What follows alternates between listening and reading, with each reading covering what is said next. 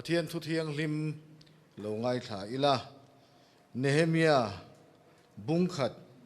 chang thum le chang li tin ka hne na salatang chuak chumi ramadamala om te chu chan chetak le soi chia tin an oma tin Jerusalem kul chu chimrem rum to a Kohhran te po aka ngasin antia tin heti hiania chung thu chu ka hriat chuan ka thut chota ka trapa ni engemoza chulunga in ka oma tin cho ka ngeya van pathian ma ka tong traya bung ni ami hi lo ngai thale ila chang som le pasari chuti chuan an hne na kan chana chiat zia hi in hmuwa Jerusalem chu aram ti te a Kohhran te akang ti te po in hria a ho soi chiat kan ni to lo nan Jerusalem kul chu idin leng u katia tin ka pathian midu sak thu te ka hrila kan hne na lal thu soi te po tin an ni chuan I thowang u khai idin te takang u antia chuti chuan chu na tha thok tur chuan an kut an ti chaka athu thiang lim hilal pan kan zatan malmin som sakro se amen I chong trying u lalpa he program hi he mi zong nam tan ba ka athir tu zong te tan tharau lamal som na nia I ro pui zia kan mu tharna lo ni turin kan hlana I thucha kan soi tur te program dang kan ti tur te po nangin min om puila I ram zau na turatan mal min som sak turin lali so mingin kan di le che amen thu cha toy kan han soi zui tur hi Nehemia chung cha kan ya idin thar leng u ti ani Nehemia hi ama saberin tu te poina kan hria tur chu pathian tunlai borok angin han soi tai la Kohhran hruai tu ani lo evangelist po ani lo minaran ani na chu sarkar na thok ani maya Israel nam hi sala antanga heti hunlai hian Persia lal arte Zerzia lal no hlan tu ani sarkar na thok lian ani riot mai ni lalin a choi turate a wine in turate turan tele tel lo te po aniang chu chung lo fia tu tur tele chung lam na thok tu ani maya Kohhrana rongbol tu emo chu tiang chu ani lo nima sela an nam mai na Israel nam ai na salatang chuak te chan chiat zia te Jerusalem kul chimrem rum te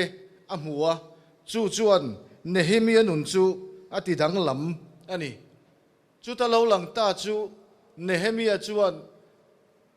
salatang chuak chan chia le Israel Jerusalem kul chimrem rum chu avei ani tu te poina kan ti tur chu he nam hi Kohhran mal theu po kan sung kwa theu po kan mi mal nun hi kan chan a chia kan kul bang te chu a chimrem rumani ti hretura hoi kwal mo kan phura kan mu chuan kan nuna veina aron then turani Kohhran hruai tu mo rongbol tu lang sare mo kan ni angai lova Nehemia hian sarkar na thok kan ni mai ani poin heng thil hi Nehemia hian thok turin veina aron neya a vei ringot ani lova a veina chuan van pathian hena a tong trai tira a thing thia a bok khupa a trapa cho angeya Kislev atanga Nisan tha thling ania chu November atanga March tha tinang vel hi ani chu ti ani chuan thanga chung chu Israel nam salatang chuak chan chiat zia le Jerusalem kul bang chimrem rum khan Nehemia chu anuk thing thia ati trapa chong hei tira thanga chung van pathian ne na tong tra in ram nuaya bethel kan ti mai chu tun lai tong chuan thanga zet heti hian he thil hi nehemia hian atia chunga alo thlengani tharau thiang lim pol na dik tak ani nge yang atong trai la po kan siar man talo thui tak a om zuya midang sual na le midang thatlo na ngot pathian ne na athen lova keile ka pa chung te chuan kan ti sual ta sia atiani ti chuan khan nam tun din le salatang chuak chan chetak te nun khai chuak tur le kul bang chim rem rum te tung ding le tur khan thanga chung chapa chongoya tong trai zo chuan a tho chuaka an lal ne na chu na tho chu dil don ta a nima sela lal ne na Israel nam chan che mai Jerusalem kul banga chim rem rum ka tung ding duwe ti ni chuan an lal khan helitumani mo ti mai don sia nima sela khati khopa tong trai na sa chuan pathian ne na ta fin na donga lal thin lung ne theyang ber turin ka tha tu te than om na siam turin le boi pui turin kal ka du ni tia lal chuan alo phal mai renga an ngai poi mo te ni than tha tu te than om na hi an ngai poi mo a ti chuan kul din thar le turin thei to pina beya forest minister ne na kala thingki phal na te dila chu mai chu ni lova mi pui a ko khoma ho te ui din thar leng u ti in mi pui te a fui a Ezran a lo pui boka Ezra chuan tharau lam nun lo boi pui ti deu bik tai la mi pui te kha Mosia da na zir tir tangat ngata an nam om dan tura pathin en ruat sakte zir tira an panin an thok du na mi pui te an chok thova chu nam chan chetak le Jerusalem kul chimrem rum tung ding tur chuan an beita ni a thok rim khop mai ne hemia hi zana te kha kul kha afanga a chim na sa khoilai hian nge siam that na bul kan tranang ti te a thena chuan a sa chunga chuang hlei thei lovin ke te na waka tiang tak chuan a beina sa a kha nam le kha kul kha atung ding le ta ni kan mi mal nun kul hi a chim mekem mithiam te chuan tun lai khovel hi thalai nun ten han thira age of anxiety anti thabar na mang an na beidon na chi ai na khovel ani chu huna chuan tun lai thalai te kan to lu tan ti kan chung kwa hi kul bang a chim mekem nu le fa pa le fa in kar te hi kanin mangai ton na bang a chimem mani mimal ringot in ngai tu na khovela kan mem kan khotlang nun te hi enge a an i thir nga mangu mani chau in ngai tu na khovela kan om a ang khop mai individualism anti midang chu eng tin pom se keima hi ka poima ber mani chang ma ringot ma ngai na buai puina Kohhran hi sa khuana chi khata kan enem Kohhran tan chuan kan hun kan pe hlei thei talova kan ei mu na tura tan ro chuan thi po kan huama kan hun zong zong kan pe thei toem Kohhran chu sa khuana chi khata tan kan mang toem ani le ramro rel tu te hian he nam hi eng muin ngen mu nam thang mek nam lung oi nam hlim re theina ta chan chua meng namma min ngaim mi pui te hian chu tiang ang chuan kanin ngaim kan ramro rel tu te hi mi pui te hian eng muin nge kan mu he nam hi chan angaim he nam hian mangai tu amamoem chu na thok tur chuan he thungai thatu zong zong te hi Nehemia nun hian min chowa thing thi a bok khupa van pathian a wa chongeya chongchaya chumi zo a chuan kan tha le tuile kan nun na zong zong kan chung kwa kan mi mal Kohhran le kan ram tlu chemek chan chuaka din thar le tur hian nehemia nun hian minawani lomi tun me ka kan buai pui le kan ngai san per chu Myanmar nula an nam chan na na thi social media kan ngai san zia kan tar lan chuai hi keini hian nge kan ti ve don mi kan ngai san zia pho chuak ringot tur chu kan ni lawanga hoteu khai idin thar leng u tin pathian thuin min ko ni lalpan kan zatan malmin som sakro se amen.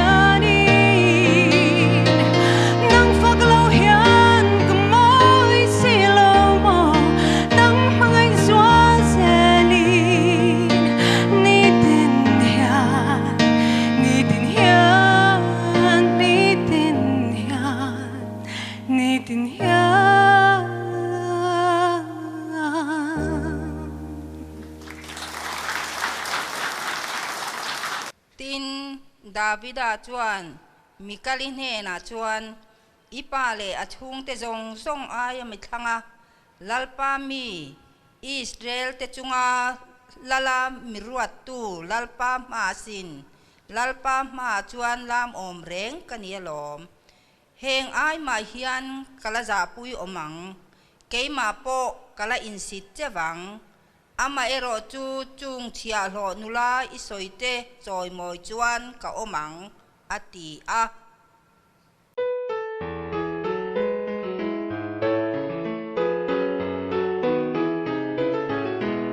dân tiếng si ar eng lệ chun mi eng ngồi râu bụi tắc tê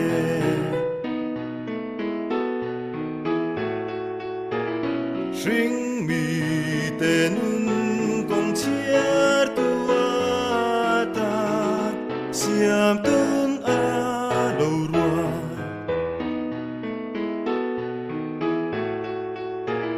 Shring mi tên công chiar tua ta siam tun a lâu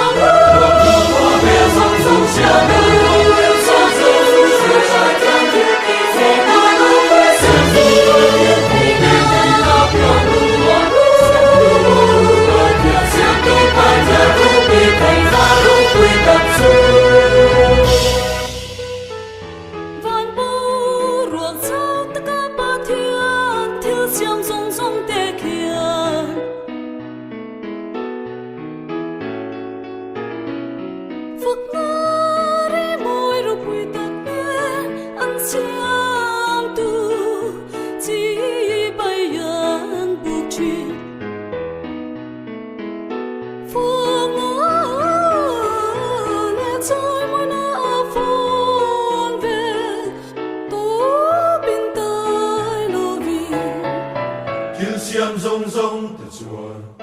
lal pa thu pe an zong lung hua ling nial reng an ong ngai lo o ko dur le rua pui pui phone vel te chuan a thu an oi fo tri lal pa Fakna thang khok lal sa Fakna thang khok lal sa Fakna thang khok lal sa Fakna thang khok lal sa thiên an sát tuan thiên an sát tuan thiên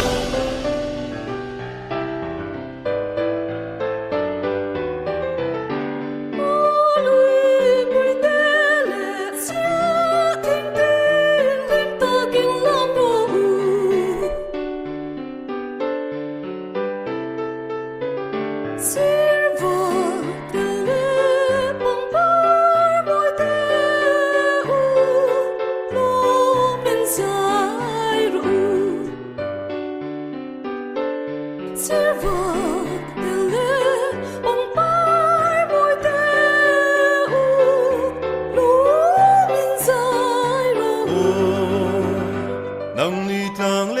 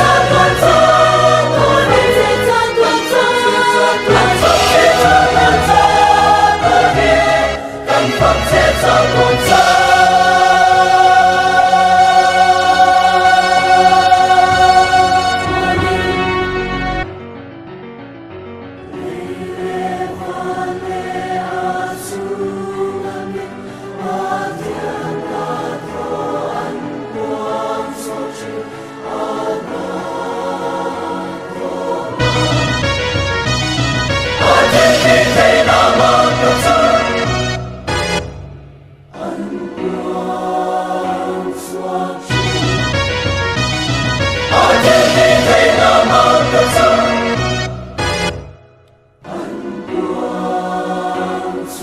chính xác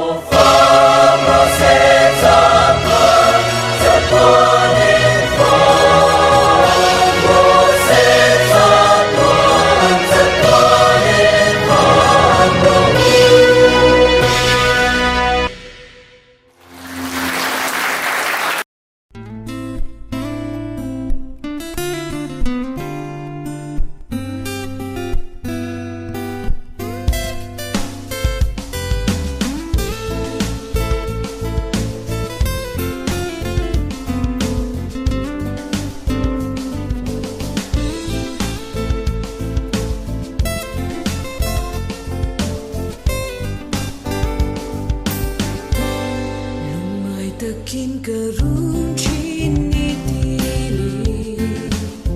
Mangai tu tolo tin Ma se mangai tun Nilau jaring si Bidung takin kanura om lai pun Mangai dat suan Kapag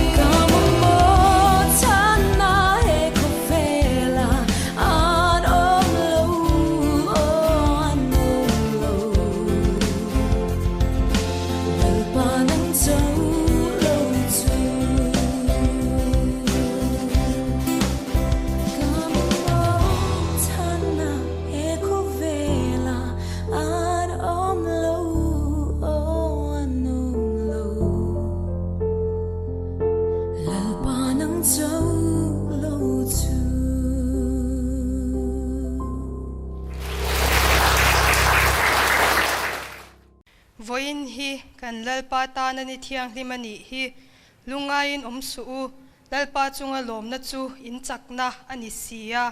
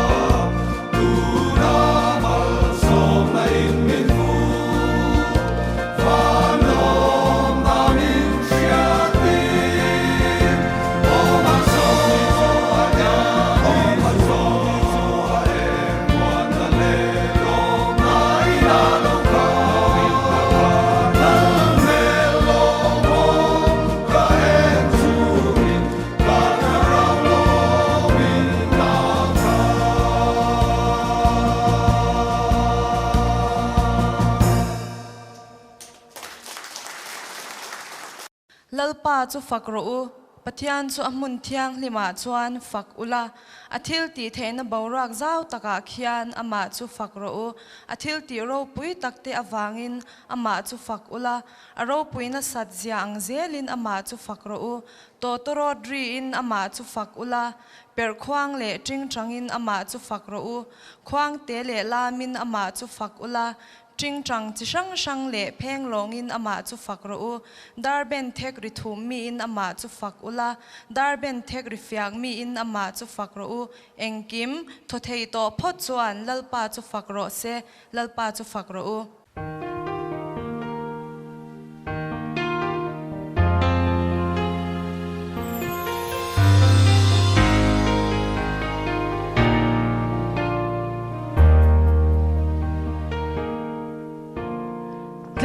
tin chuan in mual tin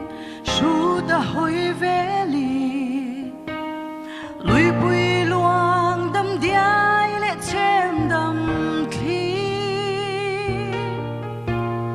qua tin lua tu shing mi ro pui na te hia asiam tu ro pui jamin shil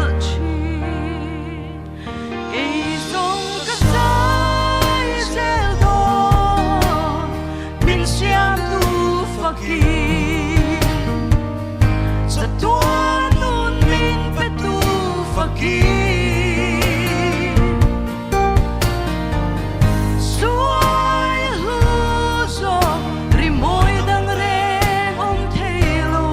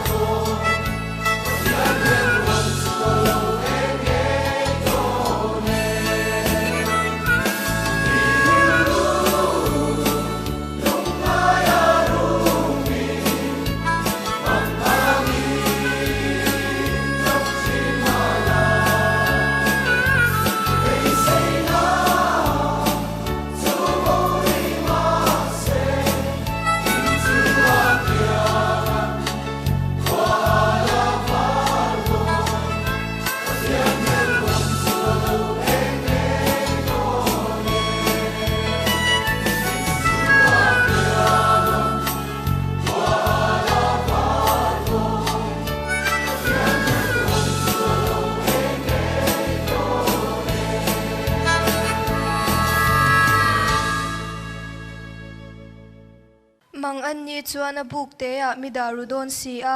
hum him na puan ina chuan mi thukru anga lungpui chunga mi hlang kayang tuna chuan mi do tu mi hwalvel tu te chunglama kalu hi choi kanin a omang ti chuan a puan ina chuan hlimna in thoina te ka hlananga kazayang ani lalpa fakin kazayang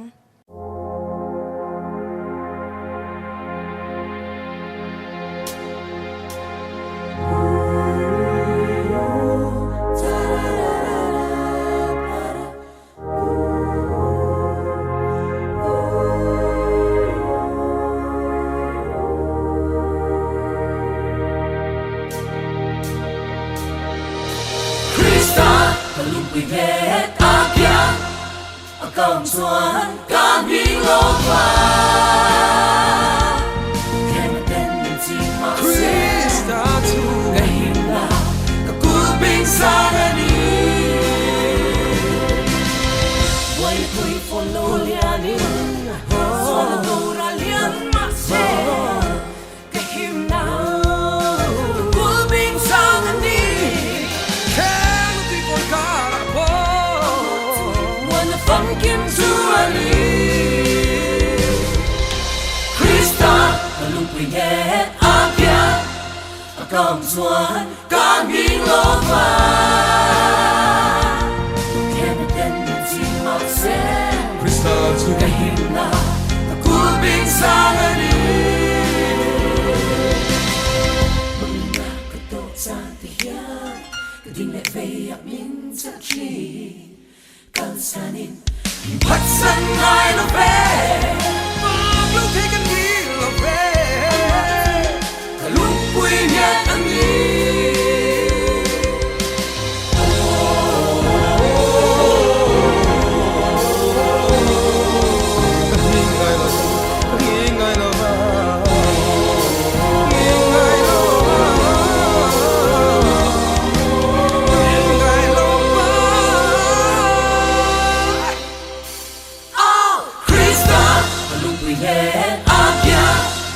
công xuân cảm biến lô pha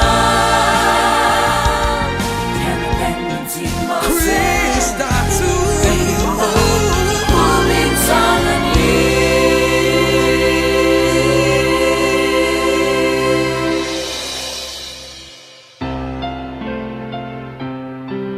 Krista lung bui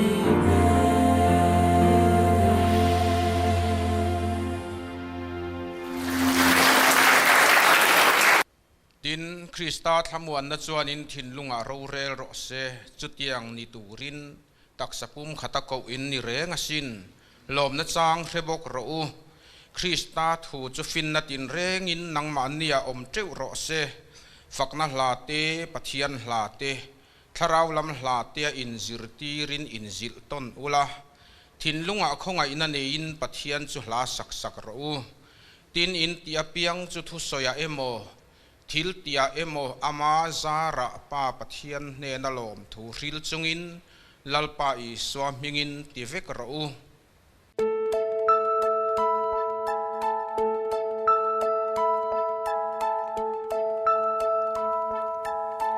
hele ya hian lo sei lianin I hun le ni teral zelin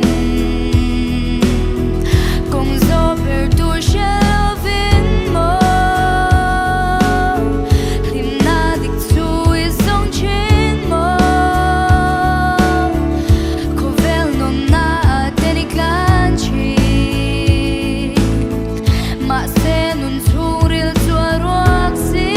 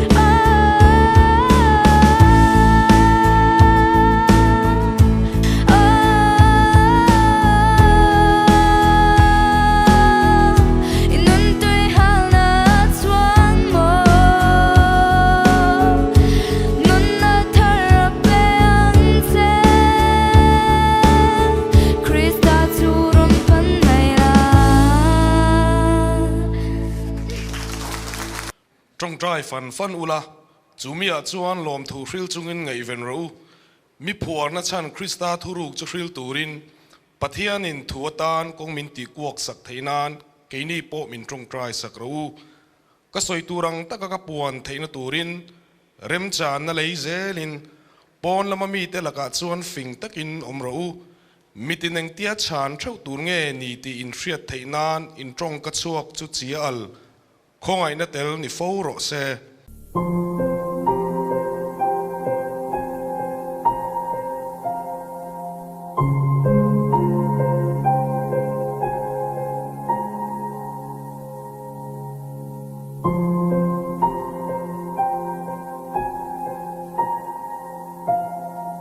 ni khata hian minute sangkhat zali somli oma chuta chuan minute sangkhat zani chu rui tur ngai tu in hun ka mang thin rui tur ngai tu in hun a mang thin dik tak chuan pun khom na mun sang sanga te om ve te po ka cha ka mani ril ru chau ni lo mishing chen rual tu po ko ma hun man te chu ka chak ve bo ka lom in khom na muna miril ruwa chiar zuwa lawa mi mit meng zir chiang reng a om lawa lau thong reng a om lawa riru ha adam takatlar nung ber tala lawa thut ve mai de chu ka chak ve sin mitam takkara mindiriam tu pakhat son min vanti zam em kam thatak takkara mu sin na o pakhat so avaring ve mit meng ha adam thak takkara meng fir bik so avalang sar em thom ri beng cheng lu tukara hian thomoi tak pakhat chu ka pathlal em ka chakna thasui le ka chakna sual thasui te chu thil thalama chuan an tang rual mol si lo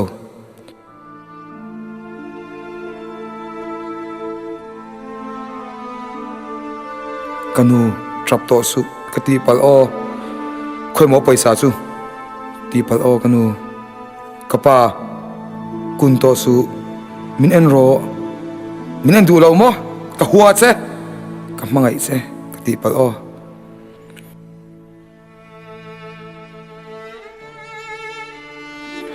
adik tak chuan engting nge paisa ka nei ang o fel ta kanuna enge ka shal ru kang o ka ocean program sang ate he hian fu in min daing em o telvia thian fel tak te poilo seman puk chantur ani nge yang kianga zai ve te hi poilo katlak lo le tlon kwal tur ka zong mo yang ka cha ka sin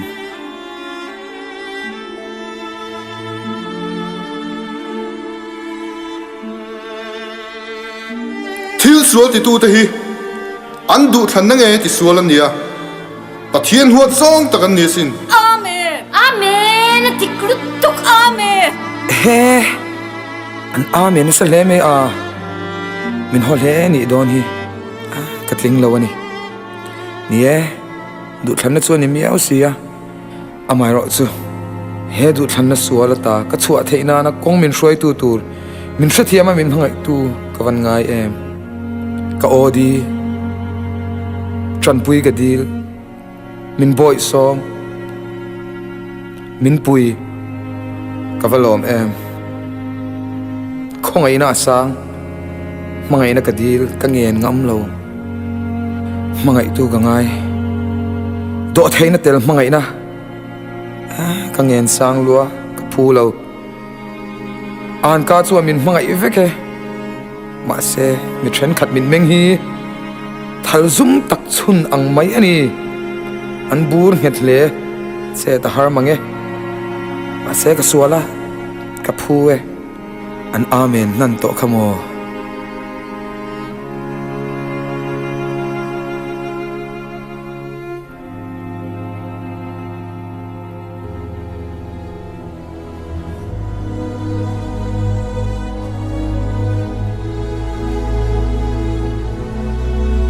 ketripi nula fel som chua the kani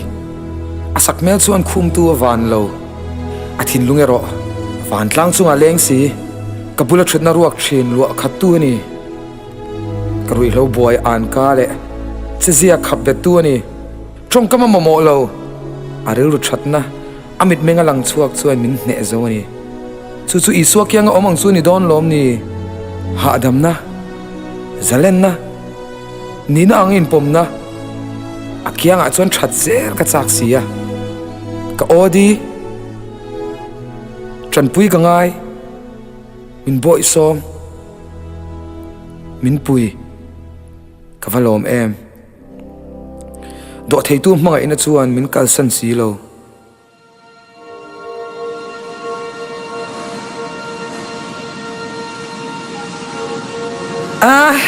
kavan hne em boi ni hi tuman kari ru chungri in do na hian sha thiam bok si lo ka chak na hian za omna min hoi san tira ka thinlung chak ber po chu ka ti sa chak berin ane le ta mo chu chang so chu in hne tir lo wila lo har female kavan poi tak em iswa thinlung putu chu ka tran puing ka chan thei tur ania min kom turin min ran zonga kami sual puina nun na lak sak zan khan akianga om tai la thinlung thiang lim zar ka zo ve tur poyani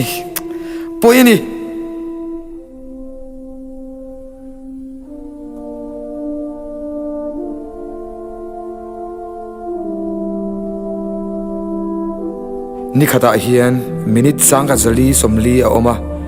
chuta minute sang ka jani chu rui tur ngai tu in hun ka mang thin amai ro chu thinlung thiang lim isua thinlung chu ka sha thiam ve tai tumna ka nei thei tai mangai tu thinlung chu ka sha thiam ve tai ka thadon ka thang ka tha zelang ka omanga min pom tu kianga chuan thadu na ba kom si lo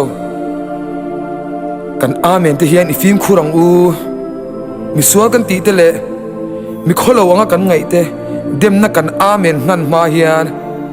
ingai tu achiang u kan fatin an ngai tha ania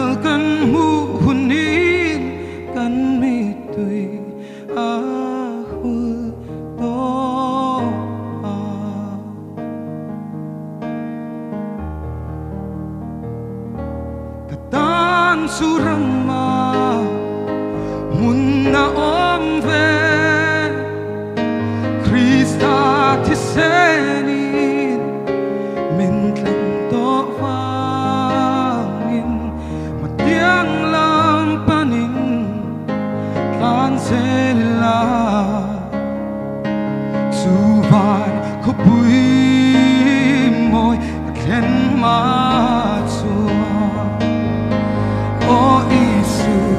Ira.